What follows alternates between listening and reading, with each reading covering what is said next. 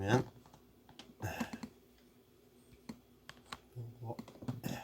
좋습니다. 오늘 같이 살펴볼 말씀 마태복음 21장 부분이죠. 예. 네. 21장 그 33절부터 네, 맞습니다. 46절까지 그 부분 좀 하겠습니다. 네. 예.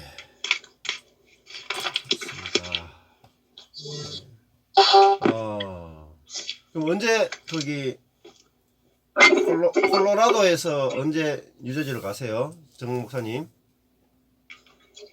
금요일 날이요. 아, 금요일요? 예. 아, 이거 너무 좋으신 것 같아요. 거기 그러면은 집이에요? 별장처럼 돼 있는 거예요? 아니요, 타운하우스에 사시. 아, 타운하우스에? 예. 제가 네. 다들 저희들한테 너무 잘해줘서 아주 편해요. 그래서 예. 아, 예. 사실 우리가 성경 공부해야 된다고 해가지고 저희 집 사람이 예. 3시간을 이분들한테 양해를 구하고 우리는 이거 성경 공부 안 하면 우리는 가야 된다고 늦어지 하라고 이렇게 특별히 해주고 모든 예. 스케줄을 저희들한테 맞춰주던데요. 그래서 예. 성경 뭐 안 하면 예. 저는 2시간 정도 예. 계속하고 예. 또 저희 집 사람은 또 예. 베드로 전사하니까 예. 안 하면 죽는다 그랬어요? 예. 이승희 목사님 들어오신 것 같은데.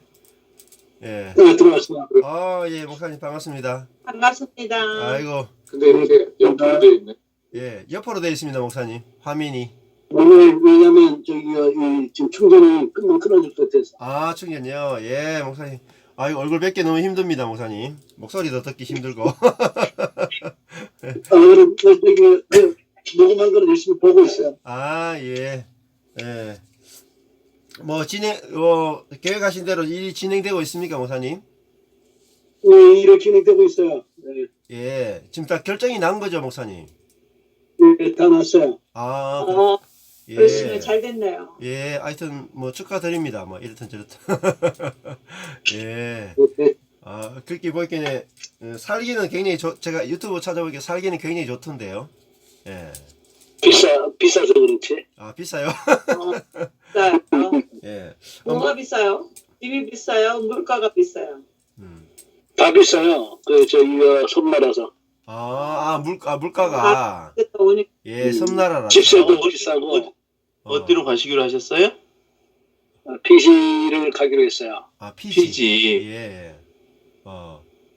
예, 그런 것들은 좀 그런데 뭐 보기에는 굉장히 사람들이 착하고 기독교가 굉장히 전부 다 거의 기독교인들이래요. 그쪽 지역이.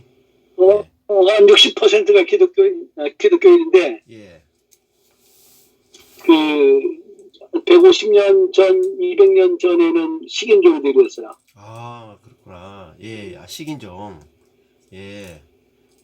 또 바뀌었네. 예, 근데 영국 지배 받다가 이렇게 해놓으니까 완전히 기독교로 완전히 전부 다 바뀌어 있더라고요. 예. 소창교회는 선교사들이 많이 예. 잡혀 먹었어요. 그러세요. 이게 웃을 수도 없고 참. 그렇네요. 야. 지금은 사람들이 굉장히 순박하고 좋다 하면서 그 있는 분들이 그런 이야기 많이 하더라고요. 은혜가 바꾼 거죠. 예, 진짜로 너무 네. 예, 살기는 좋은 것 같더라고요. 예. 예. 그러면 목사님 몇 년째 계시게요? 하나님의 인도하심을 봐야죠. 예. 그죠? 예. 그때까지 뭐 또 하나님의 어떤 계획이 있으니까 가시면 될 것 같습니다. 예. 그럼 오늘 그 마태복음 21장 끝부분 하겠습니다. 지난번에 세리와 창기들 그들이 먼저 하나님 나라에 들어간다 했고, 이제 둘째 아들이 뉘우치고 들어갔다 이런 이야기를 해줬습니다. 근데 예수님이 비유를 하실 때 맏아들과 둘째 아들 이렇게 했죠. 네. 네. 그게 이제 아주 중요한 이야기인데, 그 둘 다 아들이라는 겁니다. 그죠? 예. 둘 다 아들이라고 하는 것은 그 율법이 없이 그 은혜 관계라는 거죠. 예. 근데 하나님은 율법을 가지고 안 대하시고 이제 은혜로 그 아들을 대하고 그렇게 하는데, 이제 이 아들들이 이제 문제가 있다라는 거죠. 예, 그렇게 생각을 하시면 좋겠고, 그다음에 이제 33절부터는 예수님이 이제 비유로 드는데, 그들이 첫째 아들은 맏아들은 가겠다 하고 가지 않았잖아요. 예, 네. 그러니까 네. 그들이 이제 말로만 하고 이 삶은 그렇지 못하잖아요. 네, 삶은 그렇지 못하죠. 그래서 즉 다른 말하면 열매가 없다라는 거죠. 네, 그래서 그 앞에 18절 19절을 보면은 무화과나무가 이제 그 죽는 마르는 사건이 있잖아요. 네. 예. 그래서 그들이 그 열매가 이제 없기 때문에 죽는 거죠. 근데 이 열매가 결국은 그 성령의 열매라고 볼 수 있죠. 성령의 열매. 성령이 맺으시는 열매라고 말하죠. 우리가 노력해서 맺는 열매가 아니고 성령의 열매다, 이렇게 말 수 있는데, 그 성령의 열매라는 말은 다른 말로 하면은 그 은혜의 공급으로 또 성령의 그 운행하심으로 말미암아 자연스럽게 맺어지는 열매를 말합니다. 노력과 상관없이. 그래서 이게 로마서 말씀으로 치면은 참 감람나무의 진액을 공급받아서 참 감람이 이제 열리는 거죠. 그래서 열매는 무조건 저절로 맺혀야 됩니다. 노력으로 맺어지는 열매가 없습니다. 저절로. 근데 이게 저절로 열매가 맺힌다, 이거만큼 어려운 이야기가 없어요. 너무 쉬운 이야기인데 또 반대로 말하면 너무 어렵습니다. 네. 그래서 이게 이제 그 역설이라고 하는 것은 두 가지 논리가 두 가지 양쪽 측면이, 극단적인 양쪽 측면이 존재한다는 겁니다. 이게 이제 신학을 할 때 굉장히 그 중요한 건데요. 일반 신학은 이 역설이 없는 신학이에요. 대부분이 역설이 없는 신학.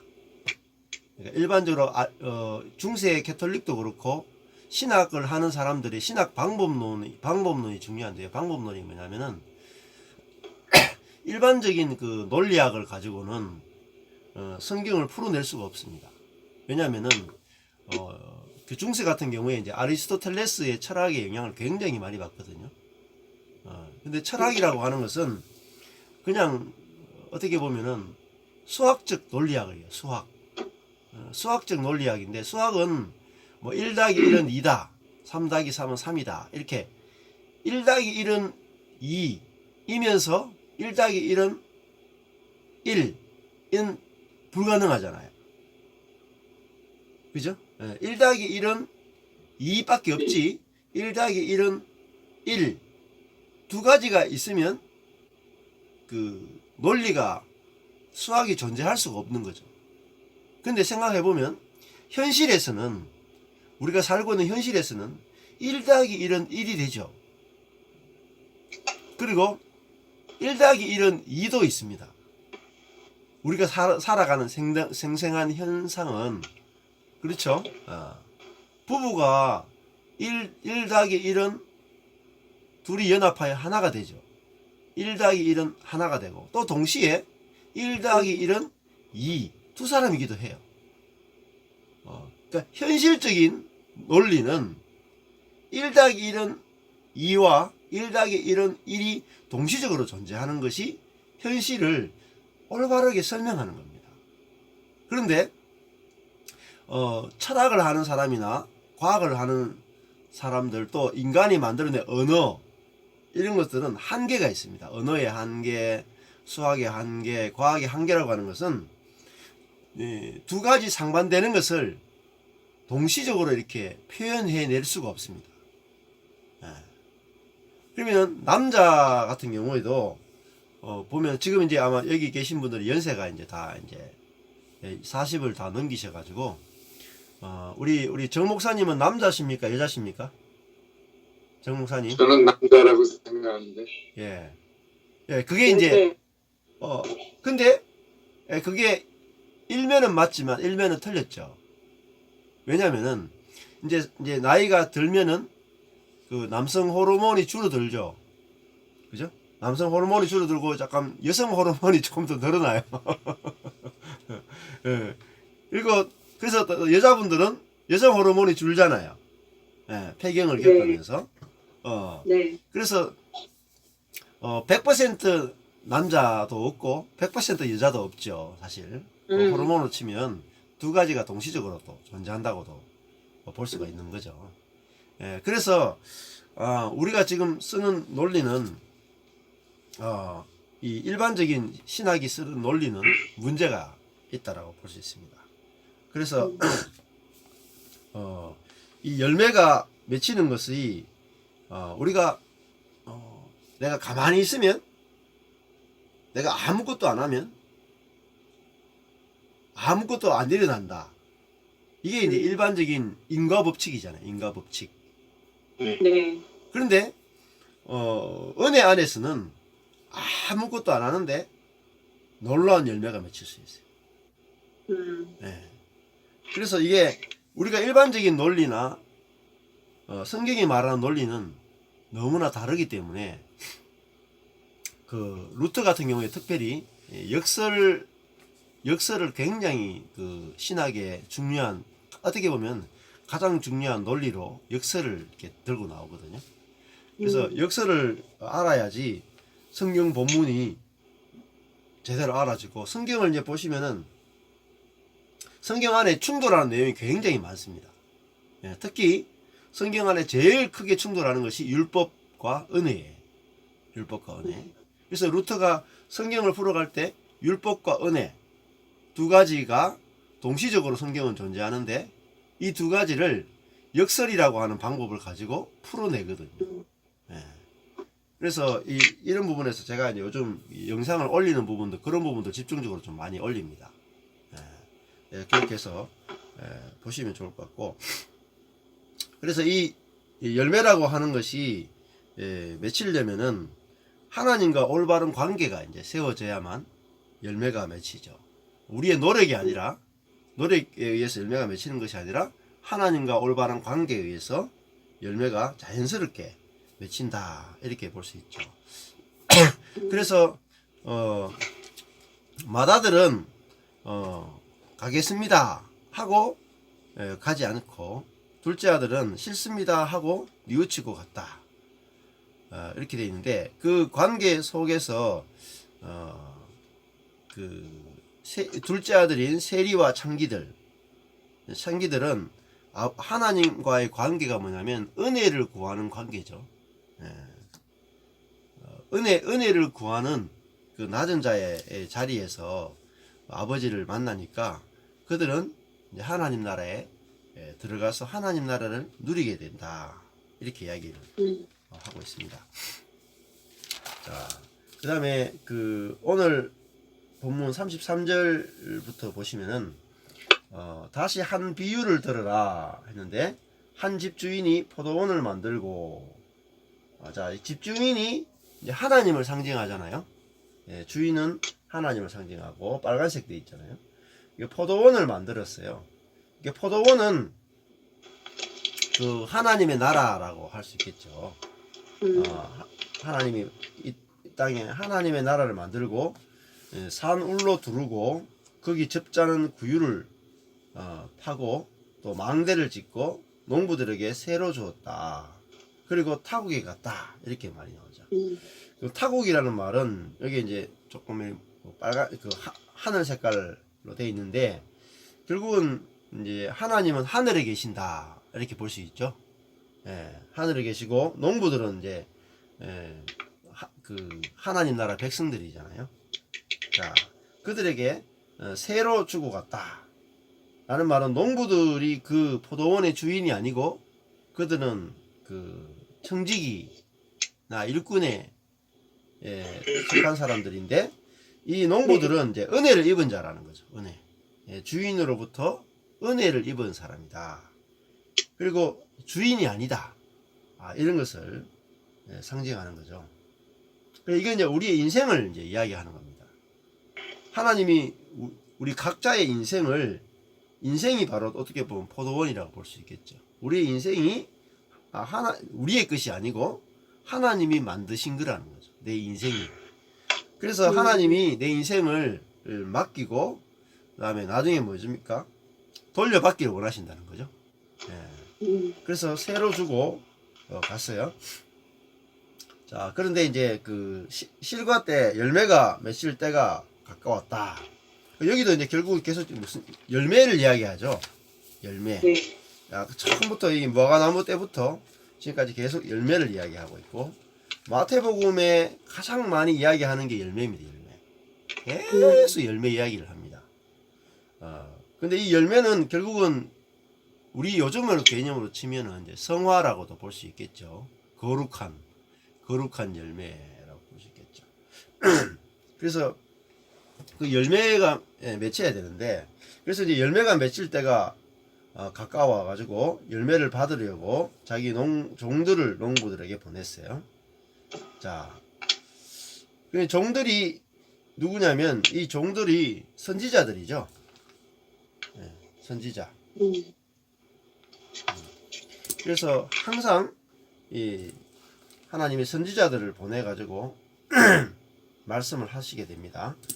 자, 보내니까 농부들이 그러면 하나님께 하나님이 주신 것이니까 하나님 당신의 것입니다 하고 모든 영광을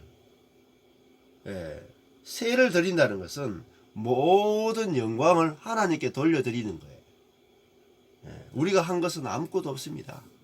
당신이 주신 것을 가지고 우리가 해가지고 남겼는데 이건 다 당신의 것입니다 하고 우리가 한 것은 아무것도 없습니다. 이렇게 하는 것이 하나님께 돌려드리는 거잖아요. 그죠? 영광을 하나님께 다 돌려드리는 거잖아요.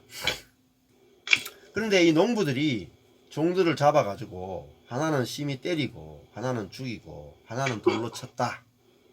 이렇게 했죠. 항상 이거 이제 맞고 죽임 당하고 돌로 침을 당하는 것은 항상 선지자들입니다. 선지자. 그래, 이 36절에 다시 다른 종들을 처음보다 많이 보내니 저희에게도 그렇게 했다. 그러니까 이 농부들은 한 번도 선지자를 영접한 적이 없다. 선지자 영접한 적이 없어요. 이게 이제 지금 무슨 이야기냐면 구약의 역사를 다 통틀어서 말씀하십니다. 아담의 타락 이후에 예수님이 오시기까지 하나님의 백성들이 어떤 행동을 했는가, 이스라엘이 하나님과 어떤 관계를 맺었는가를 다 축약한 거예요. 이 비유 하나가. 그러니까 이거를 이제 헨리 블랙가비 목사님 같은 경우에 하나님을 경험하는 삶이라고 하는 책을 보면은 뭐 어떤 내용이 나오냐면은 하나님의 백성은 항상 타락한다. 그런 그 경향이 있다는 거죠. 항상 그 타락하는 경향이 있다. 이런 식으로 이제 법칙을 이제 찾아내요, 성경에서. 그래서 이들이 그 중요한 것은 이 사람들이 농부들이 어떻습니까? 하나님을 믿고 있죠. 하나님 향해서 열심도 있습니다. 하나님을 사랑해요. 그런데 그것과 더해 가지고 하나님을 믿고 하나님 향해 열심히 있고 하나님을 사랑하는데 또 그것과 함께 뭐가 있냐면 하나님이 주신 것은 다 내 거라고 하는 생각이 있습니다. 내 거. 내 거라는 거죠. 네. 그래서 그리고 또 내 거는 내가 사실 노력해서 만든 것이다. 땀을 흘렸으니까 이 분명히 내 거다. 이 의식이 사람들 속에 있다라는 거죠. 요것이 이제 원죄라고 볼 수 있습니다. 내가 노력해서 만든 것은 내 것이다. 이렇게 생각을 하고, 이걸 이제 우리가 권리를 주장하게 되는 거죠. 권리. 예, 권리 주장.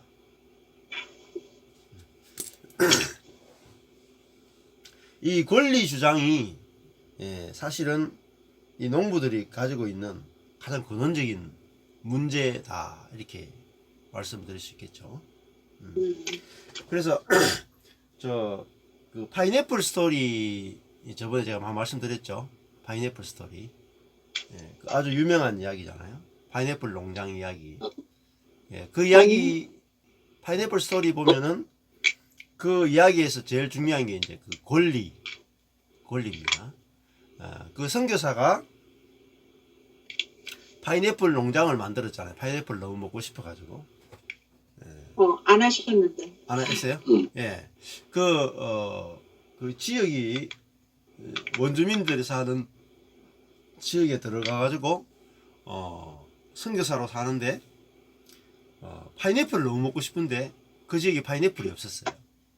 그러니까 그 원주민들이 사는데 중앙에, 이렇게 그 가게를 열고, 약도 팔고, 그들의 필요한 생활용품도 팔면서, 복음도 전하는 선교사였거든요.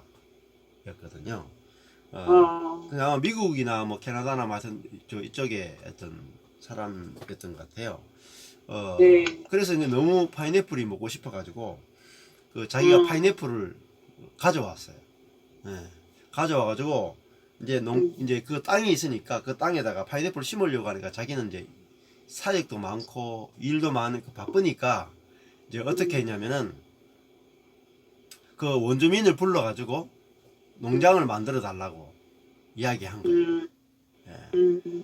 그래서 이제 돈을 주고 이렇게 농장을 만들게 됐죠. 그래 거기다 네. 파인애플을 다 심었어요.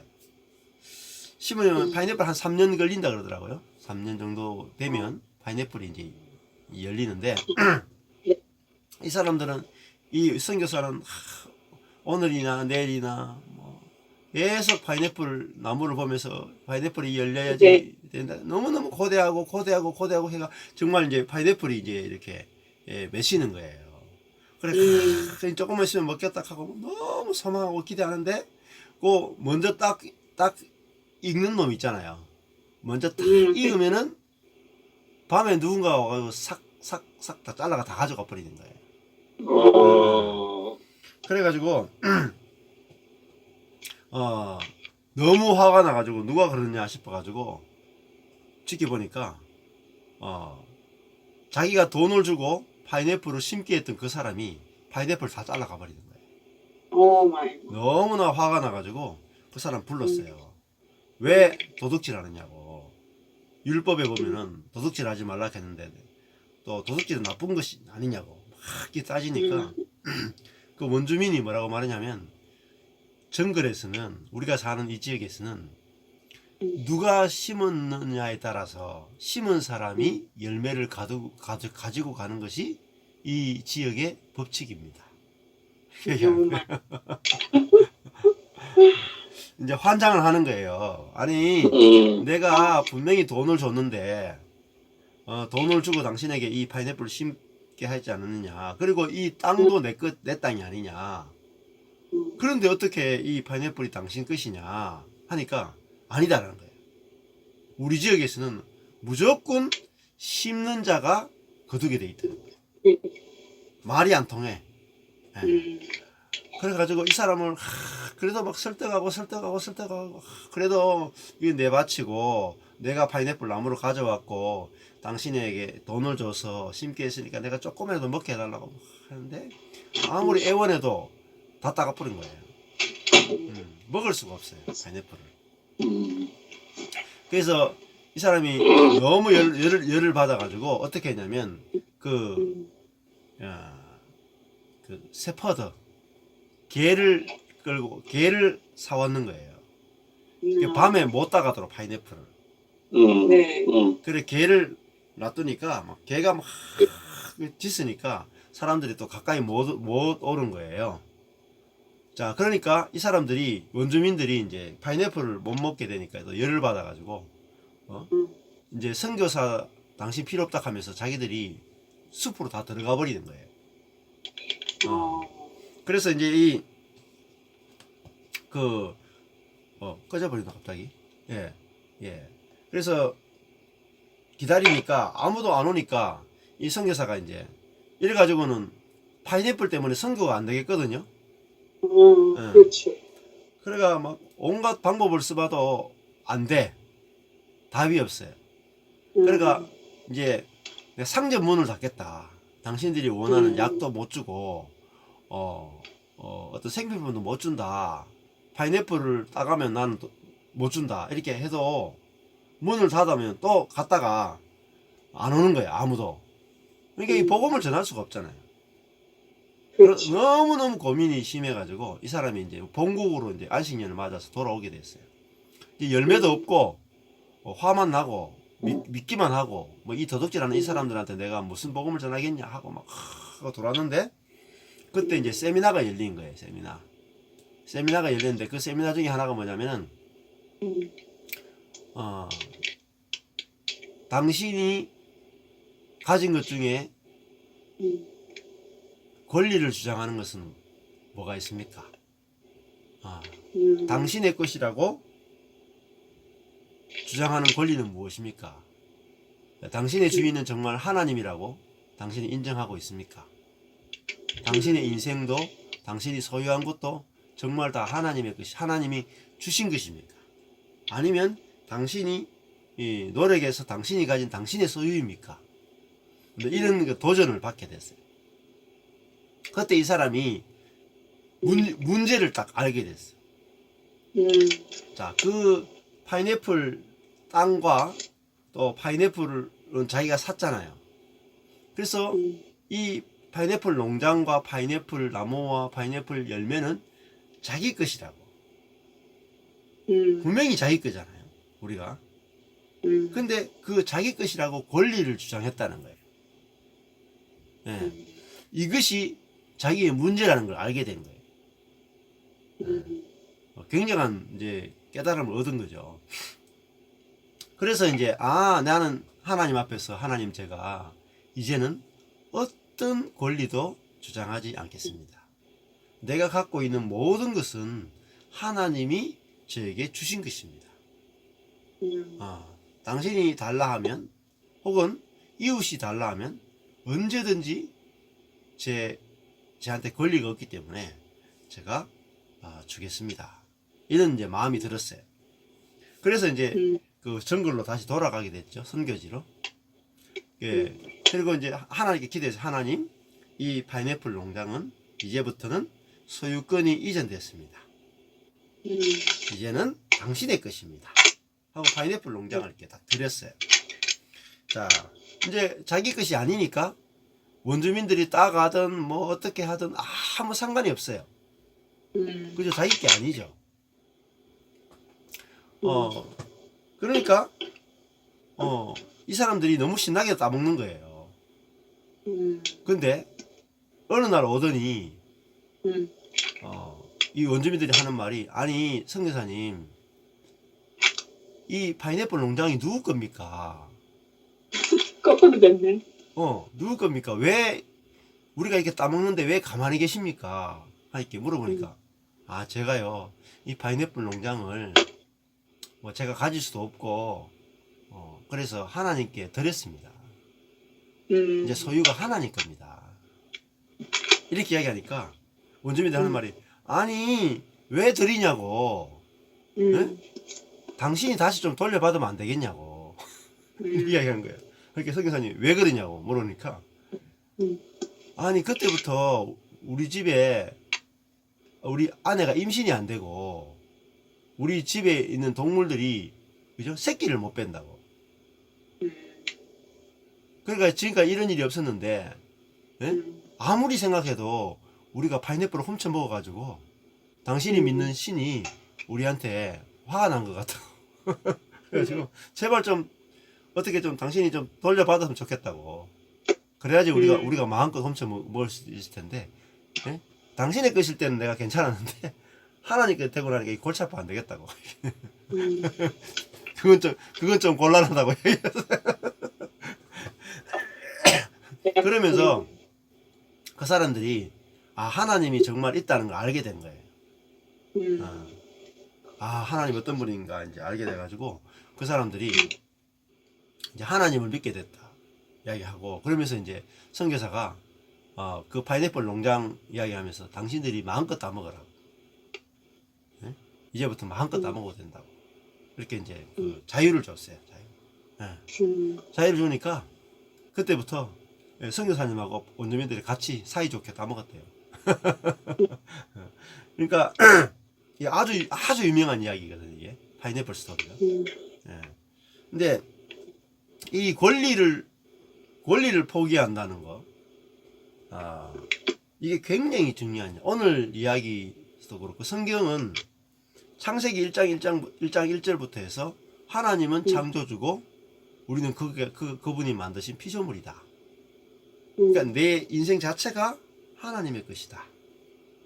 이야기를 하고 있습니다. 근데 지금 오늘 비유에서도 농부들의 가장 근원적인 문제는 이 포도원이 자기 거라고 생각하는 거예요. 자기 거. 이게 원죄란 말이에요. 우리 인간이 갖고 있는 눈에 보이지 않는, 그리고 전혀 죄라고 생각되지 않는 죄. 전혀 죄라고 생각되지 않는 그 죄가 인간의 모든 문제를 만들어내는 뿌리, 근원이라는 거죠. 그래서 그것은 내가 주인 되어 살아가고 있다는 거죠. 주인 되어서. 이런 것들이 굉장히 우리 삶에 너무너무 많습니다. 시간도 어때요? 내 거죠. 시간도. 그죠? 내 자신이 내 거라고 생각하기 때문에 시간도 내 거라고 생각해서 내가 원하는 대로 시간을 쓰죠. 그리고 뭐 굉장히 많습니다. 교회도 마찬가지죠. 지금 현대 교회가 개교회주의. 우리 교회는 우리 거다. 이게 아주 강하죠. 또 목사님들은 또 뭐가 있습니까? 내가 담임 목사로 있으면 내 목회는 내 거다.